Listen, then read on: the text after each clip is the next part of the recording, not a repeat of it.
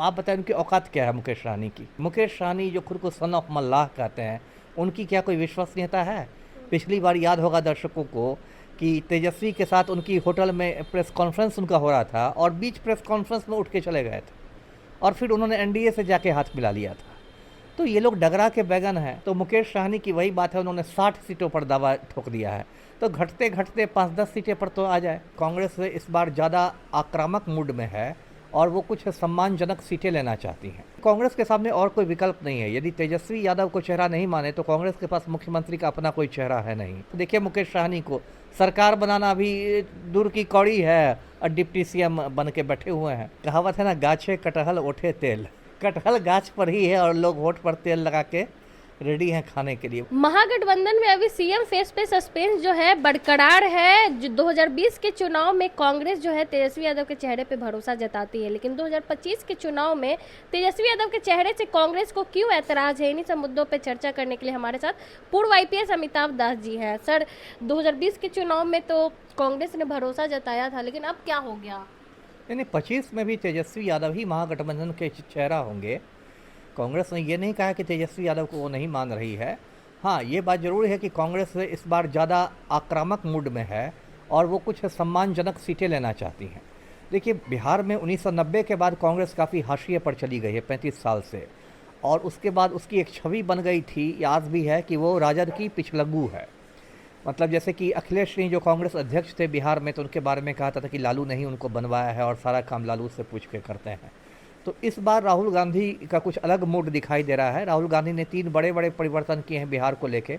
एक तो बिहार कांग्रेस का प्रभारी बदल दिया है, कृष्णा अल्लावरू को बनाया है जो बहुत आक्रामक हैं। दूसरा, प्रदेश अध्यक्ष को बना लिया गया, अखिलेश सिंह की छुट्टी हो गई है, राजेश राम को बनाया गया है। और तीसरा, डॉक्टर कन्हैया कुमार को ज़मीन पर उतारा गया है स्टार प्रचारक के रूप में, युवाओं को जोड़ने के लिए। तो एक तरह से मतलब दबाव बनाया हुआ है कांग्रेस ने कि कोई मतलब ऐसा नहीं कि थोड़ा बहुत हमको कुछ खुरचन फेंक दो हमारे सामने, सम्मानजनक सीटें चाहिए। और देखिए, कांग्रेस के सामने और कोई विकल्प नहीं है। यदि तेजस्वी यादव को चेहरा नहीं माने तो कांग्रेस के पास मुख्यमंत्री का अपना कोई चेहरा है नहीं। अभी डॉक्टर कन्हैया कुमार का कद इतना नहीं बढ़ा है कि वो मुख्यमंत्री के रूप में उनको पब्लिक एक्सेप्ट कर ले। अभी देखिए, सी वोटर्स के लगातार जो सर्वे भी आ रहे हैं उसमें लगातार तेजस्वी यादव नंबर 1 पर बने हुए हैं। पलटू राम तो काफ़ी पीछे चले गए हैं। तो तेजस्वी यादव का 2 बार उप मुख्यमंत्री रहे हुए हैं, उनका जनाधार भी है। आज की तारीख में भी 70-75 विधायक उनके हैं। तो बिहार में कांग्रेस अभी इस स्थिति में नहीं है कि वो तेजस्वी यादव के नेतृत्व को नकार दे। हाँ, इतना ज़रूर हो सकता है कि कांग्रेस दबाव बना के कुछ सम्मानजनक सीटें ले ले। कल एक समन्वय समिति की भी घोषणा हुई है, तो उसका भी तेजस्वी के नेतृत्व में ही घोषणा हुई है। जी, अगर सम्मानजनक सीटें नहीं मिली तो क्या होगा सर? मिल जाएंगी, क्योंकि दोनों की एक दूसरे की ज़रूरत है। जैसे कि दिल्ली में आम आदमी पार्टी और कांग्रेस ने अलग अलग चुनाव लड़ा तो दोनों का नुकसान हो गया। तो यदि राजद अलग रास्ते पर लड़ती है, कांग्रेस अलग रास्ते पर लड़ती है, तो फिर दोनों का नुकसान हो जाएगा। 2 की लड़ाई में कहते हैं ना, घर की फूट गंवार की लूट हो जाएगी। तो उसमें फिर एनडीए को फ़ायदा हो जाएगा। इसलिए अंततः राहुल और तेजस्वी आमने सामने साथ बैठ के वो ये कर लेंगे, है ना, मन मुटाव दूर हो जाएगा और जैसी सीटें मांगेंगे वो सीटें मिल जाएंगी। जी, कांग्रेस बड़े भाई की भूमिका में रहना चाहता है क्या सर बिहार में? रहना तो चाहता है, लेकिन ज़मीनी हकीकत उसके खिलाफ ना है। बड़े भाई के लिए तो सबसे ज़्यादा चाहिए आपको जनाधार चाहिए। वो जनाधार तो कांग्रेस को पास नहीं है आज की तारीख में। अब भविष्य का जो हो, आज की तारीख में तो ये हकीकत है कि बिहार में राष्ट्रीय जनता दल कांग्रेस से ज़्यादा मजबूत स्थिति में है। तो जो भी मजबूत होगा वो बड़े भाई की स्थिति में आ जाएगा। लेकिन सीएम चेहरे के सवाल पे जो है बात को पलट दी जाती है, कुछ खुल के नहीं बोलते हैं सर। वो एक, देखिए, उसको पैंतरेबाजी कहते हैं। वो एक पैंतरेबाजी है तेजस्वी को प्रेशर में रखने के लिए, जिसे तेजस्वी भी पर भी थोड़ा दबाव बना रहे। हाँ हाँ, कांग्रेस पैंतरेबाजी कर रही है, जैसे तेजस्वी भी थोड़ा प्रेशर में रहे कि ऐसा मत समझिए कि एकदम हम लोग आपके शरण में है, आपके चरणों में हम हाथ जोड़ के खड़े हैं। तो ये एक पैंतरेबाजी के लिए होता है कि उस पर थोड़ा गोलमोल जवाब दे दिया जाता है। वीआईपी पार्टी के सुप्रीमो है, लगातार कह रहे हैं कि डिप्टी सीएम हम होंगे। उधर कांग्रेस की तरफ से बयान आता है कि हमारे 2 डिप्टी सीएम होंगे, एक दलित एक मुसलमान। तो सरकार बनी नहीं, पहले ही सर बंटवारा हो रहा है। एक गांव में एक कहावत है ना, गाछे कटहल ओठे तेल, है ना। कटहल गाछ पर ही है और लोग होठ पर तेल लगा के रेडी हैं खाने के लिए। वही स्थिति है अभी। ये सब कहना जल्दबाजी है। अब देखिए, आपने वीआईपी की बात की, मुकेश सहनी जो खुद को सन ऑफ मल्लाह कहते हैं, उनकी क्या कोई विश्वसनीयता है?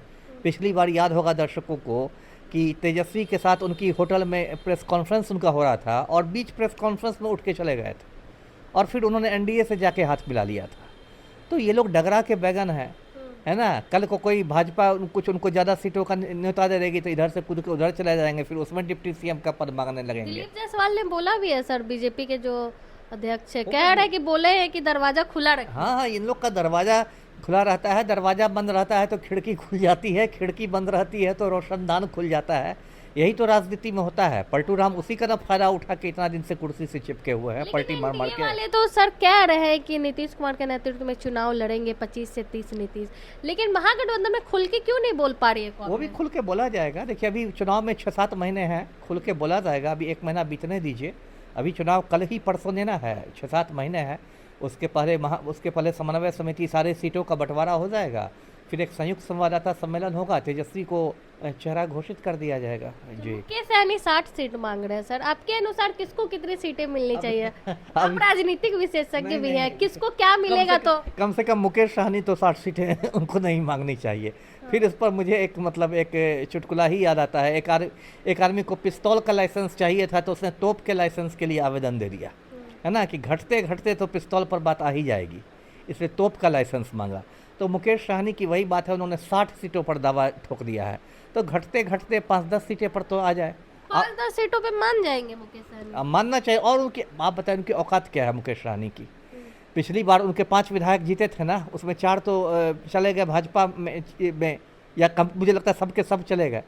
तो क्या उनकी औकात है? ऐसा तो नहीं। उनको ज्यादा सीटें मिलती है तो कोई भरोसा नहीं है कि भाजपा में उनके विधायक। भरोसा तो नहीं है। ये लोग तो मैंने कहा ना, ये लोग बिहार की राजनीति के सब डगरा का बैगन सब है। और उसका उल्टा भी हो सकता है कि एनडीए यदि जीतन राम मांझी को नहीं दे, वो भी कुछ 40 सीटों की बात कर रहे हैं, तो हो सकता है मांझी आपको देखे कि महागठबंधन में मांझी आ जाए। यहाँ राजनीति तो कोई सैद्धांतिक राजनीति थोड़े हो रही है, अवसरवाद की राजनीति है। सीताराम मांझी महागठबंधन में, मुकेश सहनी एनडीए में, अदला बदली हो जाए।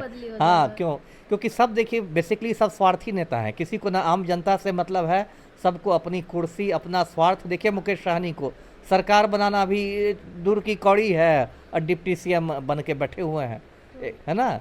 एक आडवाणी जी हैं, 50 साल से भावी प्रधानमंत्री हैं, ये तो मजाक हो जाता है ना। किसको कितनी सीटें मिलनी चाहिए ये बताइए? अब ये तो थोड़ा मुझे बैठ के कैलकुलेट करना पड़ेगा, थोड़ा समय देना पड़ेगा। लेकिन सबसे 243 सीटें हैं महागठबंधन में, सबसे ज़्यादा सीटें राजद को मिलनी चाहिए, कांग्रेस को उसके बाद सम्मानजनक 70-80 कुछ सीटें, और उसके बाद फिर माले है, सबसे बड़ी वाम पार्टी बिहार में माले है, उसको सीट मिलनी चाहिए। और उसके बाद सीपीआई को, सीपीएम को, और ये जो है वीआईपी है, इन सबको थोड़ी थोड़ी मिलनी चाहिए। पशुपति पारस के नाम की चर्चा हो रही है सर, क्या महागठबंधन में उनके आने से फायदा होगा तेजस्वी को? 1-2 सीट पर। अलौली, मैं सीट का नाम बता रहा हूँ, खगड़िया का अलौली सीट, उस पर हो सकता है यदि पशुपति कुमार पारस के बेटा को खड़ा कर दे महागठबंधन, तो हो सकता है वो निकाल ले सीट वहाँ से। 7 बार मुझे लगता है पशुपति पारस विधायक रहे हैं। 1-2 सीट से ज़्यादा पशुपति पारस की औकात नहीं है बिहार में। 20 सीटों पे दावा ठोक रहे हैं। फिर वही मुकेश सहनी वाली बात हो गई कि इतना बढ़ा के दावा कर दो कि घटते घटते कुछ मिल जाए। मन ही मन वो भी जान रहे हैं कि 20 सीट की उनकी औकात नहीं है, लेकिन दावा कर दो 20 पर, तो घटते घटते तो 5 मिल ही जाएगा ना। जी चलिए, बहुत बहुत धन्यवाद सर। हमारे साथ पूर्व आईपीएस अमिताभ दास जी थे। बिहार विधानसभा चुनाव को लेकर हमने इनसे बातचीत की। बाकी आप क्या को सोचते हैं अपनी राय कमेंट बॉक्स में जरूर दें। धन्यवाद।